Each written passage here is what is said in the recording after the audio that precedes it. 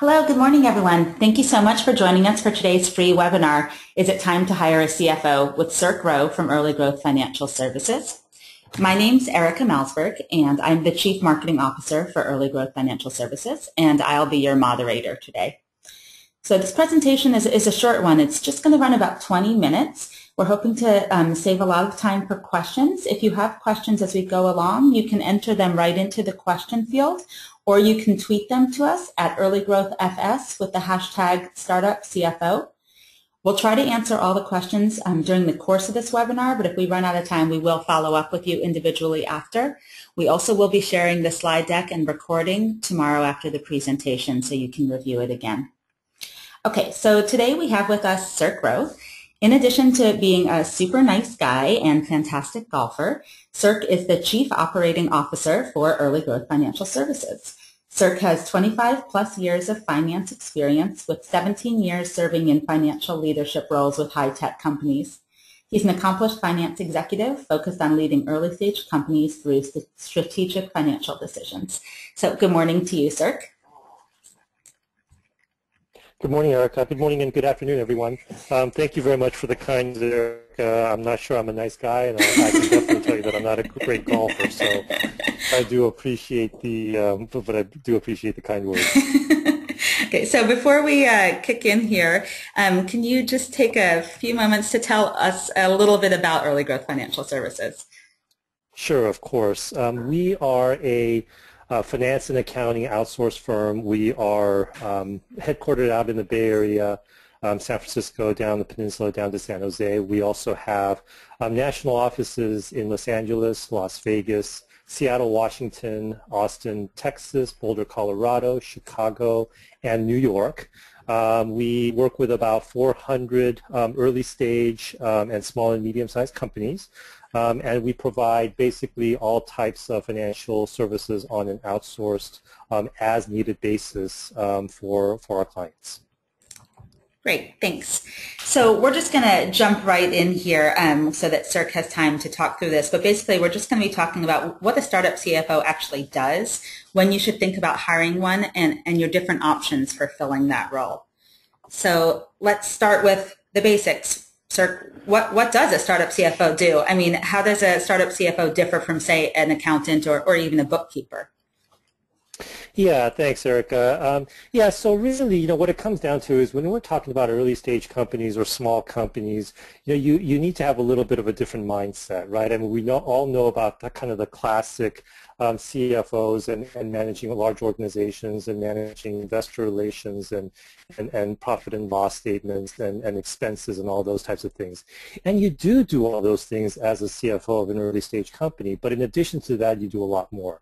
Just like an entrepreneur, just like a CEO of an early stage company who has to wear multiple hats, whether they're in product development or whether they're in sales and marketing, customer acquisition mode, operations. CFO of an early stage company pretty much has to do the same thing. They have to manage multiple things. So they're not just kind of sitting on a throne way up on high and kind of managing a whole group of people.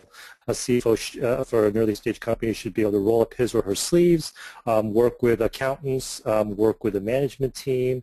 This is a laundry list on this slide of the types of things that a CFO does.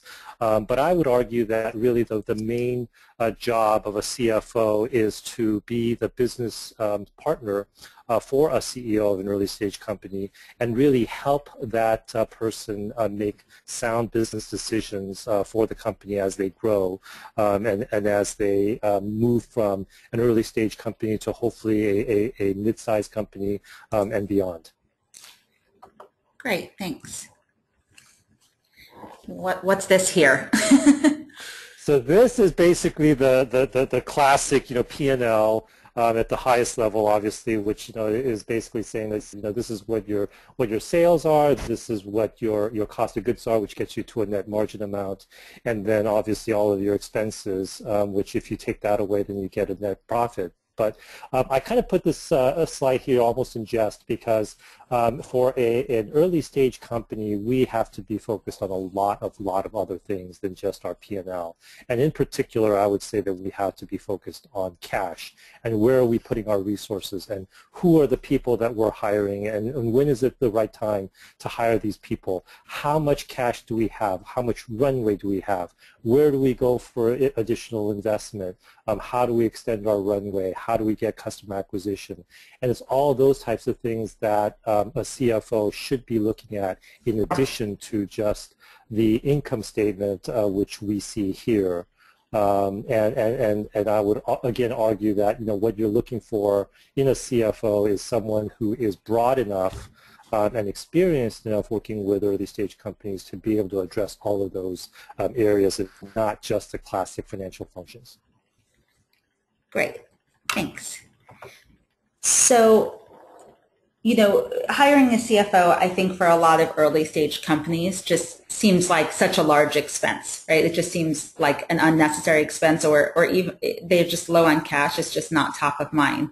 So, what argument can you make for hiring a CFO? What does a CFO really do for a company? Yeah, and I agree with you, Erica. I think that, we want to be a little bit careful. Obviously, as an early stage company, we want to be very, very careful about the cash that we're spending, where we're spending it. We want to focus it on the things that are going to help our company grow. In the early stages, it's obviously things like product development. It's obviously things like customer acquisition strategies and getting some initial traction. And really, really honing out our, not our financial model necessarily, but our business model and how do we actually attack the market and how do we grow. And so, we do want to be careful, but, where CFOs can help companies, in this stage is asking some of these questions. And again, I kind of harken back to my initial statement, which is that a CFO of an early stage company should not be necessarily finance focused. I mean, obviously, he or she should have expertise area, but he or she should be a business partner. And so things like understanding, where the company sits, what the market is like, what are the opportunities, helping to hone the business model, working with the management team and making sure that everyone is, is on focus, and to the extent that there are any discussions about, where spending should happen, where priorities should be set, where resources should be put, helping companies, work through those types of discussions and decisions. And obviously from a cash perspective, figuring out, helping the companies figure out, okay, how do we get additional cash? Is it from operations? Is it from revenue from customers? Or is it from outside? Is it looking at banks? Is it looking at angel investors or VCs? And figuring out the best way of raising funds for the company to help the company grow and increase their valuation over time and obviously be successful in the marketplace. Great. And so, I mean, Sirk, you've worked with so many early stage companies. And so when you get brought in, what are the initial questions that people tend to ask you? I know every business is different, but is there a common theme around the things that people are asking for your insight around? Yeah. There's two parts of it from a finance perspective. There is obviously all the transactional work that has to happen to make sure that the financial statements are accurate and that we understand kind of what's happening with finance. And that's kind of the tactical part of it. And we have to do that. And we have to do that well. We have to be able to explain, okay, how much cash are we spending? Where are we spending it on? Are we spending it in the right place? How much cash do we have left? What kind of growth are we seeing, and how do we model that out, right? So modeling out financials and modeling out cash flow over a certain period of time, and obviously that period of time is a little bit different for each company and each client, but understanding, what we can expect from a financial model and our business, and being able to drive the business decisions to get us, to hit those milestones is really, really key. And then obviously understanding the as we go along time, is really looking at, okay, how are we doing in relation to what our original plans were? Where do we need to pivot? Right? Pivot is a big word in the early stage company, and we talk about it. And when we first start a company, we have some grand ideas. Invariably, even the best of companies do lots of pivots, right? During their life, and understanding, what are the drivers to help us pivot around these different decisions are really, really important. And quite frankly, financials is a big part of that decision making. And a lot of times, an entrepreneur will kind of be heads down, focused on some of the other aspects of the company, and really needs the help of someone who's looking at the numbers and using the numbers to help those kinds of decisions and help provide counsel and guidance to a CEO to help make those decisions.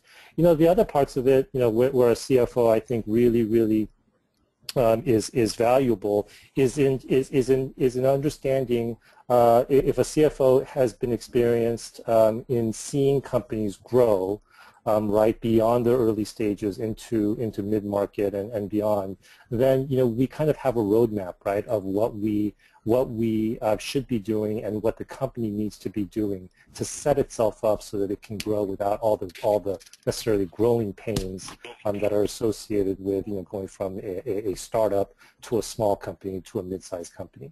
And we're never going to be able to get rid of all of that. We're never going to, it's never going to be completely smooth sailing. We're definitely going to have some choppy waters at times. But if we can help to minimize those types of situations and help us navigate through those rough waters, then I think that the CFO has done a very, very good job for the company. Thanks, Sirk. So we have a question from the audience here, and it's actually something we're going to touch on a little bit later, but might as well ask it now. Jeffrey is saying one problem he has is to set the value of equity and options, in other words, 409A valuation. And he wants to know, can a CFO be the expert for this process, or must an outside expert be retained for evaluation? No, you want to have an outside person doing evaluations, 409A evaluations, and you're right, Erica. We will talk about that a little bit, but there's certain things that you want to make sure are being done by what I would call an objective party, right? And those two things from a financial perspective are audits. You want that to be done by an outside party that's objective and not subjective and not part of the company. And you want to have company valuations being done by an outside party. And the reason that we want to do that, and for those of you who are not familiar with what this company valuation and 409A is, it's a valuation that is placed upon the company and the equity of the company such that when you give stock options to your employees, you are giving stock options at the fair value market of that, for fair market value of that stock, and so that if you in the future, if you don't do this properly, then it can come back to bite us a little bit in terms of someone coming in and saying that, hey, you granted options at too low of a valuation, and now both the company and the employee or the contractor that received the stock options might be in some tax trouble. We need to avoid that at all costs. 409A evaluations should be done in two situations, at least once per year, and at least whenever there is enough grounds for a substantial change in valuation of the company. And that's typically during either certain milestones, or for early stage companies, it's really when you do financings. Right? So when you do a financing of a company, you set a valuation with the company, and that's a good time to obviously reset valuations of stock options. But even without that, you have to be doing it on an annual basis, and it should be done by a third party. Now, obviously, a CFO working with a client will have very extensive knowledge and will be working closely with a valuation firm to help assist with that valuation. And from a practical matter, I would say that the CFO is going to help drive the discussions that the valuation firm uses to help value that company. And so there will be, a CFO will be involved, but the actual determination of the value of stock options in any given period of time should be done by a third party. And I would be remiss as a marketing person if I didn't mention that we actually at Early Growth Financial Services offer a standalone valuation service, which can be rolled up in with our full service CFO offerings. But we can talk about that a little bit later. But, you know, I'm a marketer. I can't miss that opportunity to say that. Of course, Erica. Okay, so that kind of brings us to the crux of this presentation, the question we started asking. So when is it time that you need to have a CFO helping out your company? Yeah, I think this is kind of the biggest thing, right? Because you know, we need to be careful, as we've stated before, about, you know, where we're spending money, how we're spending money. A lot of our companies are bootstrapped, either with initial investment from the founders or maybe some friends and family money, or really bootstrapped from the standpoint of trying to make a go of it by sales, right? And having sales be able to drive the growth. And so we want to be very careful. But these are some of the times, right, you know, that you might want to be looking at bringing on the CFO. Obviously, once you actually have institutional investors, or once you've raised enough money, institutional investors, whether they're angels or VCs, they expect to see financial statements that are correct and accurate and dependable. And by that, what I mean is that, you know, no longer can we afford to just state, you know, this is how much we spent and this is how much cash we have left. We actually have to start preparing financial statements. They should be GAAP compliant. They should be accrual-based, not cash-based. They should have, you know, balance sheet account reconciliations, so that, you know, when the investors receive the financial statements on a monthly basis from their investment companies, that they can be confident that they truly reflect the financial condition of the company at that point in time. Most entrepreneurs are not equipped and certainly don't have the time to be putting in that level of effort to prepare financial statements in that manner. And so this would be a classic time. You know, once you start generating real revenue, I think that's a time, you know, depending on the kind of company you have and depending on the kind of revenue you have, revenue recognition is an issue that has to be dealt with properly.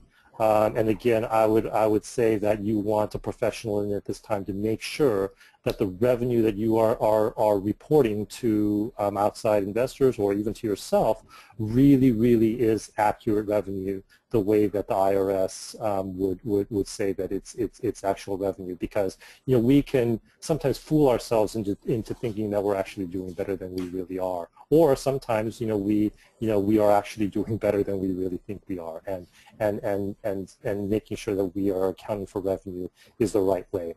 Obviously, once you have a lot of expenses and a lot of financial activity, you know, again, this has to do with the fact that, you know, as an entrepreneur, you need to be focused on the core strengths that are going to help the company grow. And those two things, I would say, are product development and customer acquisitions, right? It should be about those two things and those two things only. Everything else is a nice to have. And where you can bring in experts, hopefully at a reasonable cost to you, you have to do that value versus the cost and make sure that equation makes sense for you. But the last thing that I would say the entrepreneur should be spending focus on is figuring out stuff like, okay, well, how do I account for revenue correctly, or have I accounted for all of our expenses properly? You know, am I missing anything? You know, you want to bring in some help to help you do that.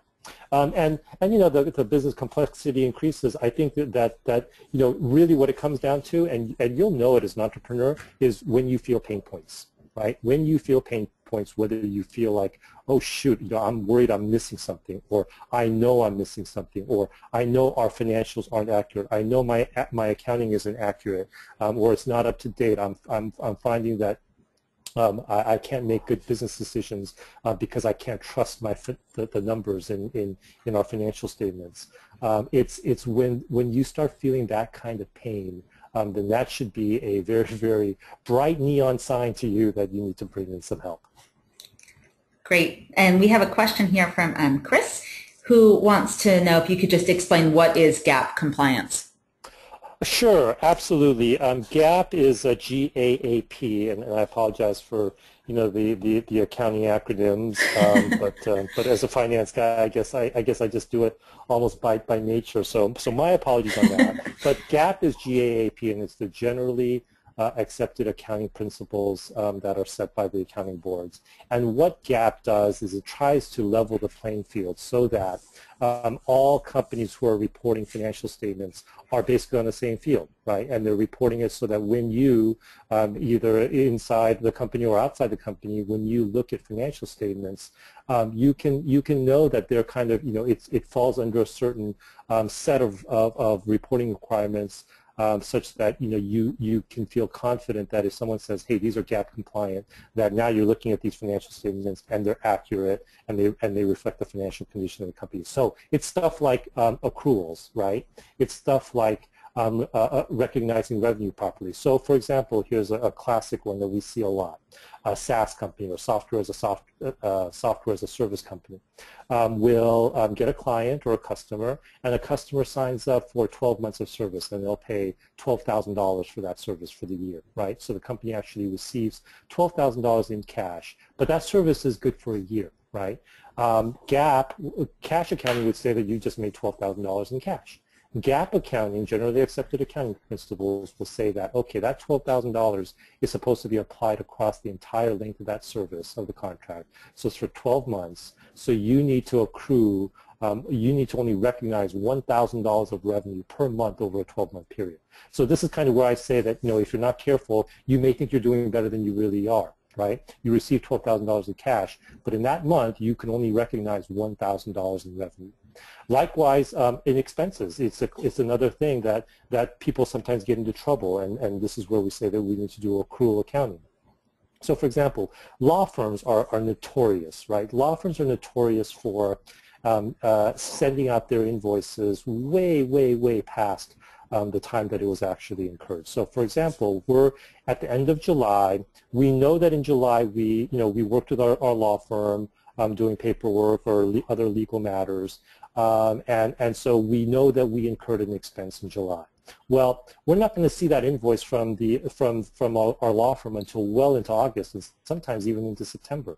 Law firms are really bad at billing, and so but if you don't see that bill, and if you haven't entered that bill, then obviously our financial records are going to show that we didn't have that expense, right? And so that's inaccurate. We need to accrue for that expense in the time period that we did it. So if you kind of, again, go back to just looking at July, combining that with my previous example on the revenue recognition, you would have said, okay, put aside everything else, but you would have said, okay, I just received $12,000 in revenue, I have zero legal fees, and so I made $12,000. And obviously, there's other expenses that I'm not adding in there. And accrual accounting, GAAP-based accounting, would say that you have to only recognize $1,000 of that revenue, and then you have to accrue for the legal bills, right? So maybe you had $500 in legal bills or expenses that month. You need to accrue for that in July, and so instead of again, discounting everything else, instead of making $12,000, you only made $500 in that month. Does that make sense? Yeah, I think that's a great explanation. Thank you for taking the time to do that. That's helpful.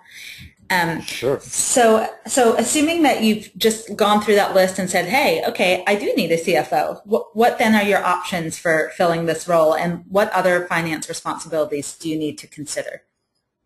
Yeah, and this is the kind of key to what Early Growth does, right? And obviously, this is kind of probably my little plug for our company. But you need to do, these are the things that a finance and an accounting department should be doing, right? So you need to do taxes on an annual basis. I think was it Chris who asked or Jeffrey asked about the valuation, the 409A valuation. So that's on the lower right of this quadrant. You need to do valuations on an annual basis if you are giving stock options to employees.